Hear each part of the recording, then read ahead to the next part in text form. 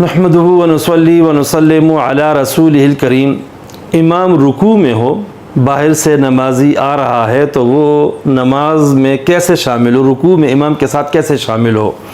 इस सिलसिले में एक मसला तो ये है कि बहुत सारे लोग इस दौरान भागते हैं और भागने का मकसद अल्लाह की रज़ा नहीं है, बल्कि ये है कि अगर रुकू में इमाम को पा लिया तो रकत मिल जाएगी, बाद में वो रकत मुस्तकिल तौर पर खड़े होकर अदा नहीं करनी पड़ेगी। इस वजह से लोग भागते हैं।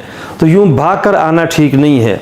सुनन अबू दाऊद, तिरमिज़ी वगैरह के अंदर हदीस मौजूद है, आप सल्लल्लाहु अलैहि वसल्लम ने इससे मना फरमाया। आपने फरमाया ला तअतूहा व अंतुम तस्आउन, यूँ नमाज की तरफ ना हो कि तुम भाग रहे हो, व अतूहा व अंतुम तमशून, कि तुम नमाज की तरफ आओ लेकिन आहिस्ता आहिस्ता, जिस तरह की आम रफ्तार है उसी के मुताबिक ही आना चाहिए। लिहाजा बहुत सारे लोग जो भाग कर आ रहे होते हैं उनका ये अमल ठीक नहीं है।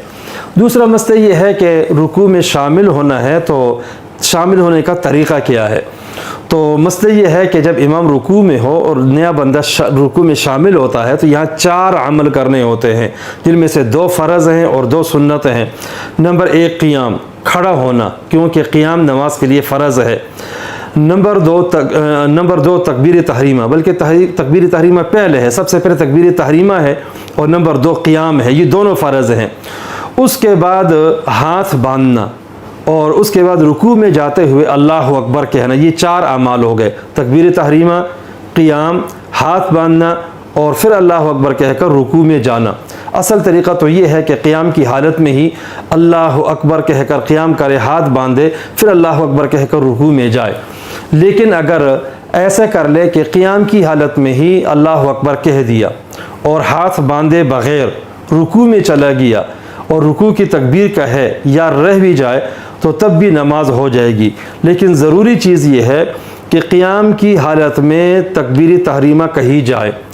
अगर क़ियाम की हालत में तकबीर तहरीमा नहीं कही या तकबीर तहरीमा कही ही नहीं है, रुकू की तरफ जाते हुए वो तकबीर कह दी है तो नमाज नहीं होगी।